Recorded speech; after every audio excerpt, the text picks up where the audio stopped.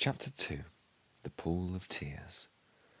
"Curiouser and curiouser," cried Alice. She was so much surprised that for the moment she quite forgot how to speak good English. "Now I'm opening out like the largest telescope that ever was. Goodbye, feet." For when she looked down at her feet, they seemed to be almost out of sight. They were getting so far off. "Oh, my poor little feet! I wonder who will put on your shoes and stockings for you now, dears?" "I'm sure I shan't be able. I should be a great deal far off to trouble myself about you. You must manage the best you can. But I must be kind to them," thought Alice, "or perhaps they won't walk the way I want to go. Let me see. I'll give them a new pair of boots every Christmas." And she went on planning to herself how she would manage it. They must go by the carrier, she thought. And how funny it'll seem, sending presents to one's own feet, and how odd the directions will look. Alice's right foot, Esquire, hearth-rung, near the fender, with Alice's love. Oh dear, what nonsense I'm talking. Just then her head struck against the roof of the hall. In fact, she was now more than 9 feet high, and she at once took up the little golden key and hurried off to the garden door. Poor Alice! It was as much as she could do, lying down on one side to look through into the garden with one eye, but to get through was more hopeless than ever. She sat down and began to cry again. "You ought to be ashamed of yourself," said Alice. "A great girl like you," she might well say this, "to go on crying in this way. Stop this moment, I tell you." But she went on all the same, shedding gallons of tears until there was a large pool all around her, about 4 inches deep and reaching half down the hall. After a time she heard a little pattering of feet in the distance, and she hastily dried her eyes to see what was coming. It was the White Rabbit returning, splendidly dressed with a pair of white kid gloves in one hand and a large fan in the other. He came trotting along in a great hurry, muttering to himself as he came, "Oh, the Duchess! The Duchess! Oh, won't she be savage if I kept her waiting?" Alice felt so desperate that she was ready to ask help of anyone. So when the rabbit came near her, she began, in a low, timid voice, If you please, sir." The rabbit started violently, dropping the white kid gloves and the fan, and scurried away into the darkness as hard as he could. Alice took up the fan and gloves, and as the hall was very hot, she kept fanning herself all the time she went on talking. "Dear, dear, how queer everything is today, and yesterday things went on just as usual. I wonder if I'd been changed in the night. Let me think. Was I the same when I got up this morning? I almost think I can remember feeling a little different. But if I'm not the same, the next question is, who in the world am I? Ah, that's the great puzzle." And she began thinking over all the children she knew that were the same age as herself, to see if she could have been changed for any of them. "I'm sure I'm not Ada," she said, "for her hair goes in such long ringlets, and mine doesn't go in ringlets at all. And I'm sure I can't be Mabel, for I know all sorts of things, and she knows so very little. Besides, she's she, and I'm I. And oh dear, how puzzling it all is. I'll try if I know all the things I used to know. Let me see. 4 times 5 is 12, and 4 times 6 is 13, and 4 times 7 is... Oh dear, I shall never get to 20 at that rate. However, the multiplication table doesn't signify. Let's try geography. London is the capital of Paris, and Paris is the capital of Rome, and Rome... No, that's all wrong. I'm certain. I must have been changed for Mabel. I'll try and say, how doth the little...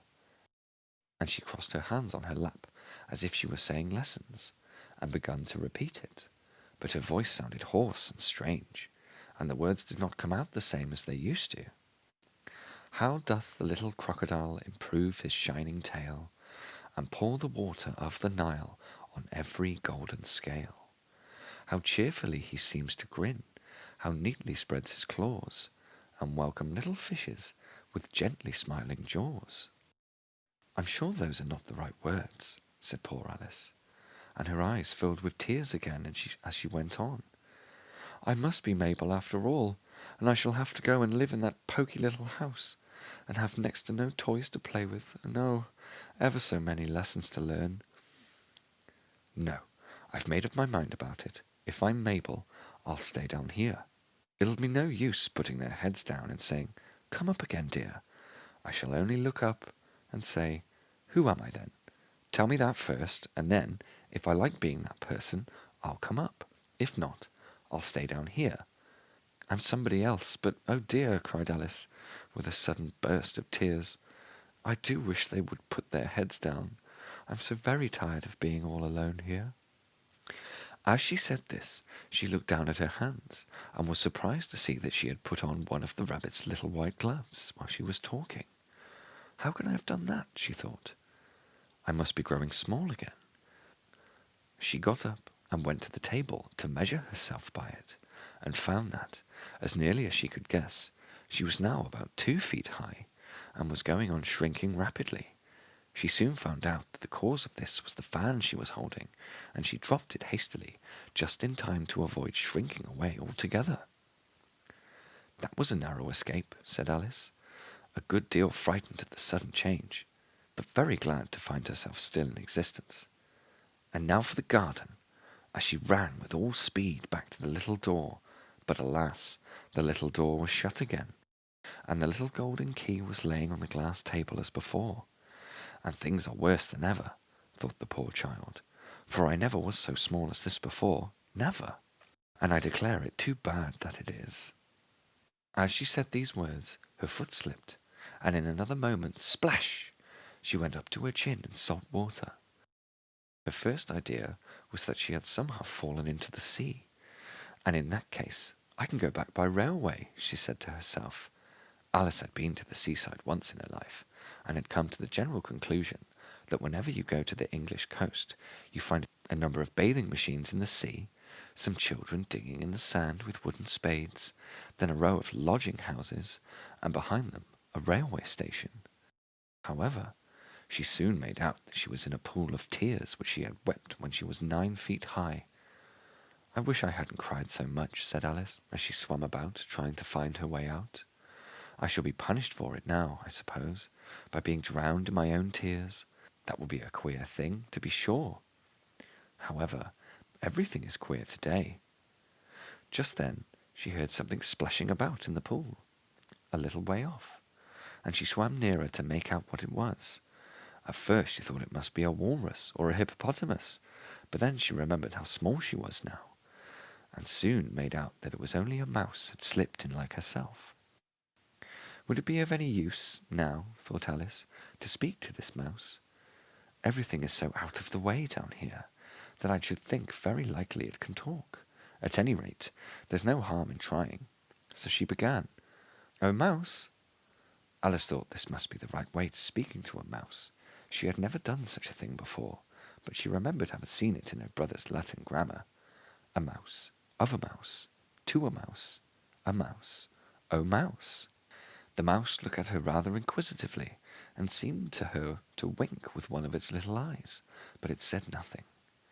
"Perhaps it doesn't understand English," thought Alice. "I dare say it's a French mouse, come over with William the Conqueror," for with all her knowledge of history, Alice had no very clear notion how long anything happened. So she began again, "Où est ma chatte?" which was the first sentence in her French lesson book.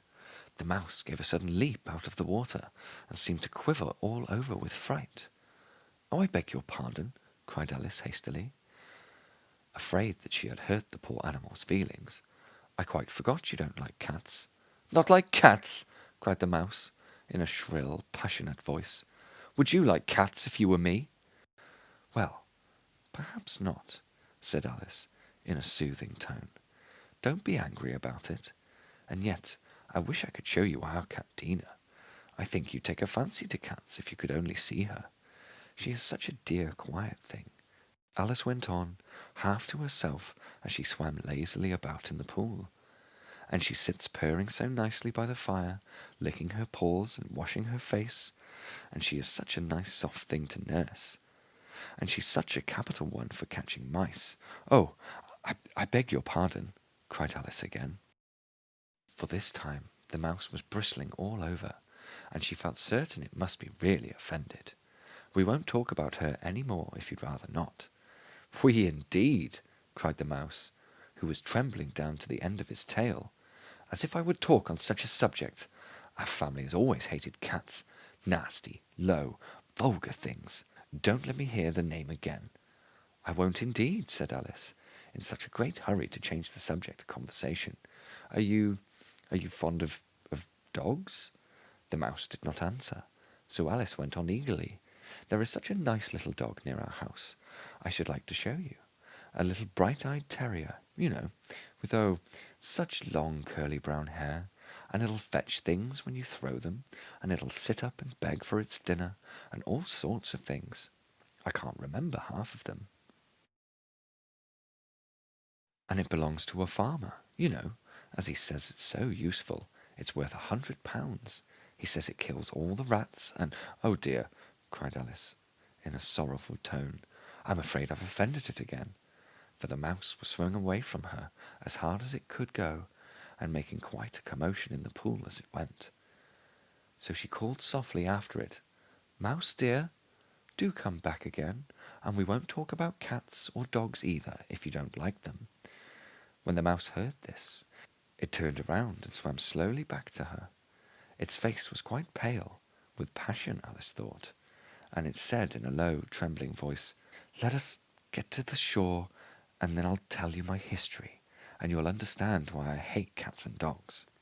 It was high time to go, for the pool was getting quite crowded with the birds and animals that had fallen into it. There were a duck and a dodo, a lorry and an eaglet, and several other curious creatures.